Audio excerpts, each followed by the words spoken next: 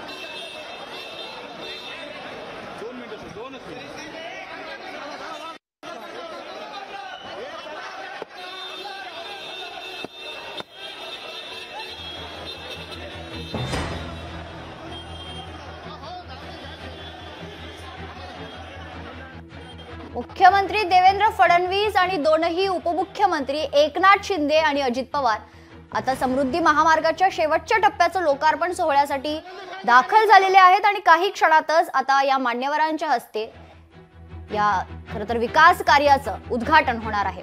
विशेष बाब म्हणजे आपण दृश्यांमध्ये बघत होतो की एकनाथ शिंदे हे एक वाहन चालवत होते आणि यावरूनच एकंदरीतच गाडीचं स्टेअरिंग एकनाथ शिंदे यांच्या हातात आहे का हेच खरं तर चित्र स्पष्ट होतंय आणि लोकार्पण सोहळा संपन्न झालेला आहे। ही दृश्य आपण बघतो, या दृश्यामध्ये मुख्यमंत्री देवेंद्र फडणवीस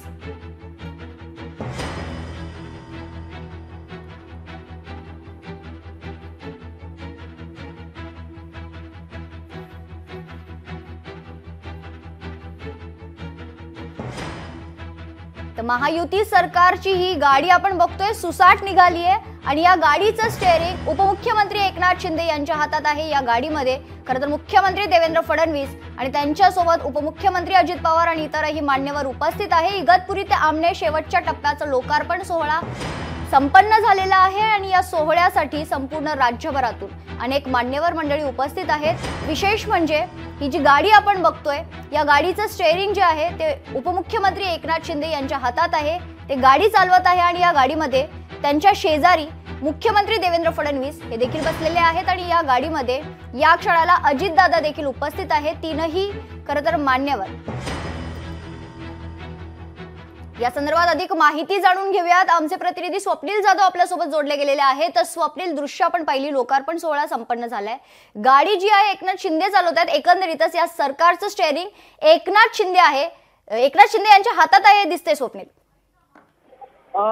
मेघना, आपण बघितलं तर समृद्धी महामार्गाच्या शेवटच्या टप्प्याचं लोकार्पण सध्या या ठिकाणी झालेलं आहे आणि या ठिकाणी चर्चा सुरू झाली होती, म्हणजे महायुती सरकारमधील तिन्ही जे हाय व्होल्टेज नेते म्हणजे मुख्य नेते यामध्ये मुख्यमंत्री देवेंद्र फडणवीस, उपमुख्यमंत्री एकनाथ शिंदे आणि उपमुख्यमंत्री अजित पवार यांच्याकडून समृद्धी महामार्गाची पाहणी करण्यात आली। या बोगद्यातून जेव्हा ते प्रवास करत होते तेव्हा या गाडीमध्ये या गाडीचं सारथ्य जे आहे ते उपमुख्यमंत्री एकनाथ शिंदे यांनी केल्याचं पाहायला मिळतंय। त्यांच्या बाजूच्या सीटवरती मुख्यमंत्री देवेंद्र फडणवीस आहेत, तर मुख्यमंत्री देवेंद्र फडणवीस यांच्या मागच्या सीटवरती उपमुख्यमंत्री अजित पवार असं एकंदरीत या ठिकाणी चित्र पाहायला मिळालं। त्यामुळे सरकारचं जरी स्टेअरिंग राज्याचे मुख्यमंत्री देवेंद्र फडणवीस यांच्या हाती असलं तरी मात्र समृद्धी महामार्गावरती जे स्टेअरिंग जे हाती आहे ते म्हणजे एकनाथ शिंदे यांच्या हाती पाहायला मिळालं। एकूणच समृद्धी महामार्ग हा महत्वाकांक्षी प्रकल्प आहे आणि हा ड्रीम प्रोजेक्ट हा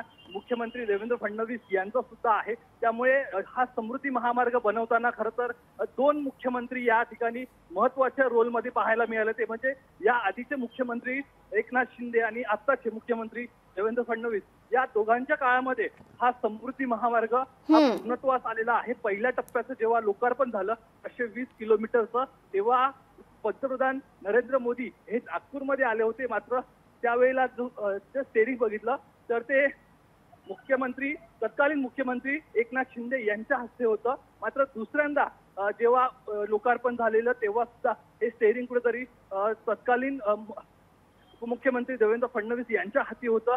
मात्र आता पुन्हा हे स्टेरिंग जर बघितलं तर उपमुख्यमंत्री एकनाथ शिंदे यांच्या हाती पाहायला मिळतंय। त्यामुळे चर्चा यावरून आता सुरू झालेली आहे की नक्की स्टेरिंग कुणाच्या हाती आहे आणि राज्याचं स्टेरिंग नक्की कुणाच्या हाती आहे। निश्चित खरं तर राज्याचं स्टेरिंग हे कोणाच्या हाती हा अनेक दिवसांपासूनचा प्रश्न आहे, कारण गेल्या अनेक दिवसांपासून चर्चा आहे की एकनाथ शिंदे कदाचित राष्ट्रवादी काँग्रेसवर नाराज आहेत का। अनेक चर्चांना उधाण आलेलं असतानाच आता हे दृश्य जे आपण पाहिलेली आहे की स्टेरिंग थेट एकनाथ शिंदे यांच्या हातात देण्यात आलेलं आहे। स्वप्नील, नक्कीच आपण जर या दृश्यांमध्ये जर पाहिलं तर उपमुख्यमंत्री अजित पवार यांनी स्टेरिंग हाती घेण्याचा कुठेतरी प्रयत्न केला नाही। मात्र एकूणच या ठिकाणी रिबीन कापल्यानंतर तिन्ही मंत्री हे गाडीच्या दिशेने पुढे आले आणि यानंतर खरं तर स्टेरिंग सीटवरती चालकच्या सीटवरती जे आहे ते उपमुख्यमंत्री एकनाथ शिंदे बसले आणि यानंतर दुसऱ्यानंतर लगेच बाजूच्या सीटवर जाऊन मुख्यमंत्री बसले। आणि मात्र अजित पवार हे नेहमीप्रमाणे मागच्या सीटवरती बसल्याचं पाहायला मिळालं। त्यामुळे नक्कीच त्या गाडीचं स्टेरिंग जरी एकनाथ शिंदे यांच्या हाती असलं तर राज्याचं जे स्टेरिंग जे आहे ते कुठेतरी मुख्यमंत्री देवेंद्र फडणवीस यांच्या हाती असल्याचं पाहायला मिळतंय। कारण एकूणच या ठिकाणचं चित्र हे फार बोलकं सुद्धा असल्याचं पाहायला मिळतंय। निश्चित स्वप्नील, खरं तर आपण जर पाहिलं तर विदर्भ, मराठवाडा आणि उत्तर महाराष्ट्रासह राज्यातील 24 जिल्ह्यांना खरं तर जोडणारा हा विकासाकडे घेऊन जाणारा समृद्धी महामार्गाचा शेवटचा टप्पा होता आणि याचं लोकार्पण आता खरं तर संपन्न झालेलं आहे। महत्त्वाचं म्हणजे इन्फ्रास्ट्रक्चरच्या दिशेनं महायुती सरकार हे कार्यशील असल्याचं दिसतंय। नक्कीच मेघना, इन्फ्रास्ट्रक्चरचा विषय असेल किंवा विकासाचा विषय असेल, हे महायुती सरकार कार्यशील आणि प्रगतीपथावरती अनेक कामे जे आहेत ते पुढे नेण्यास सक्षम असल्याचं सुद्धा पाहायला मिळतं। अनेक प्रकल्प हे खरं तर महायुती सरकारच्या काळामध्ये पूर्णत्वास आले असल्याचं त्यांच्याकडून सरकारकडून सुद्धा सांगितलं जातंय। आणि हे जे प्रकल्प आहेत ते मध्ये मेट्रो असेल, त्याच्यामध्ये MMRDA अनेक प्रकल्प, ब्रिजेस असतील, आपल्या मुंबईमधले ब्रिजेस असतील आणि महाराष्ट्रामध्ये सुरू असलेले महामार्ग असतील, हे वेगाने पुढे पुढे सरकताना आपल्याला पाहायला मिळतात। त्यामुळे नक्कीच इन्फ्रास्ट्रक्चरमध्ये सुद्धा अनेक बदल या ठिकाणी करण्यात आलेले आहेत। आधुनिक तंत्रज्ञान हे महाराष्ट्रामध्ये आणून त्याचा वापर करून खरं तर विकास कामे ही पुढे नेली जात आहेत। त्यामुळे महाराष्ट्र हा विकासाच्या दृष्टीने पुढे सरकताना पाहायला सुद्धा या ठिकाणी मिळतोय। स्वप्नील, महत्त्वाचं म्हणजे खरं तर विकासाकडे जेव्हा आपण लक्ष देतोय तेव्हा कलाकारांना देखील या ठिकाणी संधी देण्यात आलेली आहे। अनेक सुंदर चित्र देखील रेखाटलेली आहेत या बोगद्यांमध्ये, त्या अनुषंगाने नक्कीच या ठिकाणी जो बोगदा आहे इगतपुरी येथील राज्यातील देशातील सर्वाधिक लांबीचा आणि रुंदीचा असा हा बोगदा आहे आणि या बोगद्यामध्ये अनेक कलाकृती काढण्यात आलेल्या आहेत। मग ते या ठिकाणचे ग्रामीण भागाची संस्कृती दर्शवणारे असतील, कुठेतरी शेतीचे चित्र आहेत, काही प्राण्यांची चित्र आहेत, वेगवेगळ्या पक्ष्यांची सुद्धा चित्र आहेत। तसेच एक हंगाम जसा बदलतो, पावसाळा, हिवाळा, उन्हाळा, त्या ऋतूमध्ये जे शेती केली जाते त्याचा सुद्धा या ठिकाणी त्याचा सुद्धा उल्लेख करणारे जे चित्र आहेत ते या ठिकाणी लावण्यात आलेले आहेत। वेगवेगळ्या पक्षी ज्या अभयारण्यामध्ये असतील, या 24 जिल्ह्यात ज्या पक्ष्यांची नोंद झालेली आहे त्या पक्ष्यांचे सुद्धा या ठिकाणी चित्र रेखाटलेले आहेत। त्याचप्रमाणे बोगद्यामध्ये जर बघितलं तर योग साधना करतानाचे काही चित्र रेखाटलेले आहेत। तसेच आदिवासी संस्कृतीमध्ये प्रचलित असलेली वारली पेंटिंग हे सुद्धा या ठिकाणी करण्यात आलेले। त्यामुळे अनेक महाराष्ट्राच्या संस्कृतीचं दर्शन घडवणारे चित्र जे आहेत ते या प्रवासादरम्यान रेखाटले गेलेली आहे, जेणेकरून महाराष्ट्राची संस्कृती ही खरं तर सर्वसामान्यांपर्यंत, नवीन माणसांपर्यंत आणि तरुणांपर्यंत पोहोचावी, हा या मागचा खरं तर हेतू आहे। मेघना, खरं तर स्वप्नील, आपण पुन्हा एकदा त्याच मुद्द्यावर येऊयात। समृद्धी महामार्ग हा प्लॅन आखल्यापासून ते हा पूर्ण प्रोजेक्ट पूर्ण होईपर्यंत अनेक आरोप खरं तर या प्रोजेक्टवर झालेले आहेत।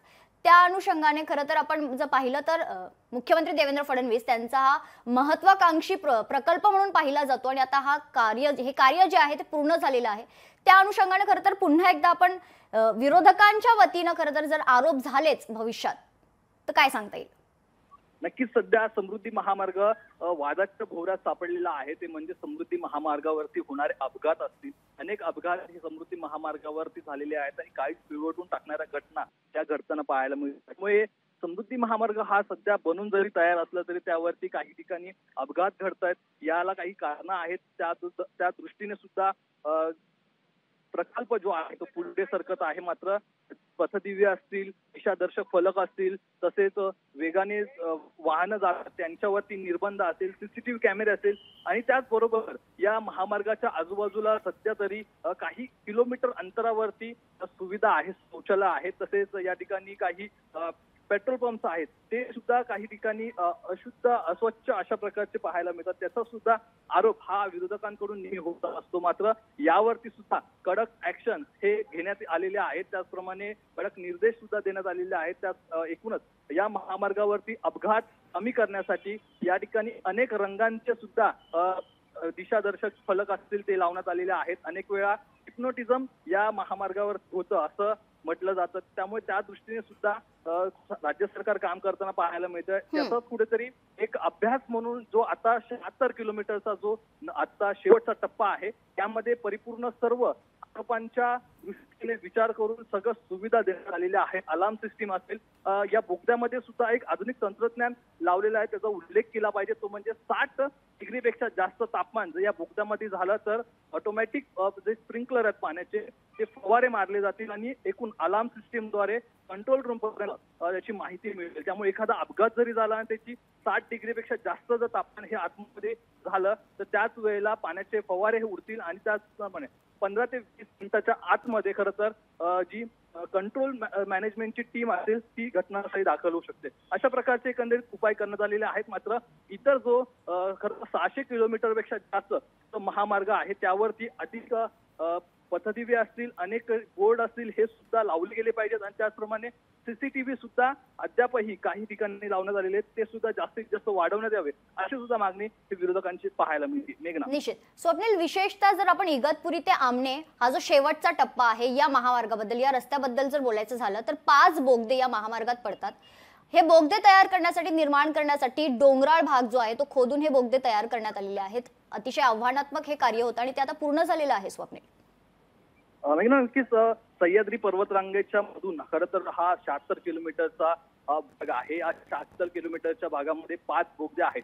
10 किलोमीटरपेक्षा मोठे लांबीचे हे बोगदे आहेत. त्यामुळे महाराष्ट्रामधील आणि देशामधील पहिले आणि लांबीचे हे बोगदे असे त्यांची नोंद झालेली आहे. एकूणच इगतपुरीचा जो बोगदा आहे तो खरं तर 8 किलोमीटरपेक्षा जास्त लांबीचा आहे. त्याची रुंदी जर बघितली तर देशामध्ये अशा प्रकारचा बोगदा हा अद्याप झालेला नाहीये. याची रुंदी ही 9 मीटरची आपल्याला या ठिकाणी पाहायला मिळते आणि यातून 6 मार्गिका एका बोगद्यातून जातात. त्यामुळे 2 बोगदे हे 2 मार्गिकांचे वेगवेगळे आहेत. एकूणच अशा प्रकारचं हे इंजिनिअरिंग मार्वल म्हणायला हरकत नाही अशा प्रकारचं हे बांधकाम आहे आणि बोगद्यातून आतमध्ये प्रवेश केल्यानंतर लाईट सिस्टीम असतील, फायर सिस्टीम असेल, तसेच 700 मीटरवरती एक फोन ठेवण्यात आलेला आहे, एक ट्रंक कॉल ठेवण्यात आलेला आहे, जेणेकरून अपघात घडल्यास तात्काळ दुसरा जो प्रवासी आहे तो कंट्रोल रूमला फोन करून त्याची माहिती देईल. आणि त्याचप्रमाणे या बोगद्यामध्ये एक इंटरचेंज सुद्धा देण्यात आलेला आहे, जेणेकरून जर एखादी घटना घडली तर या बोगद्यातून दुसऱ्या बोगद्याकडे जाण्यासाठी सुद्धा मार्ग तयार ठेवण्यात आलेला आहे.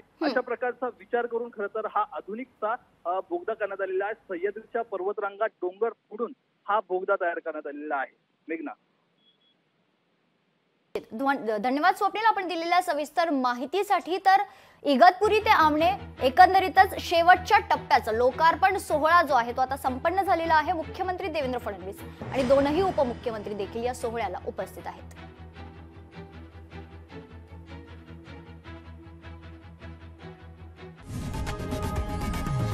लोकशाही मराठी ऐका, पहा, जागरूक रहा.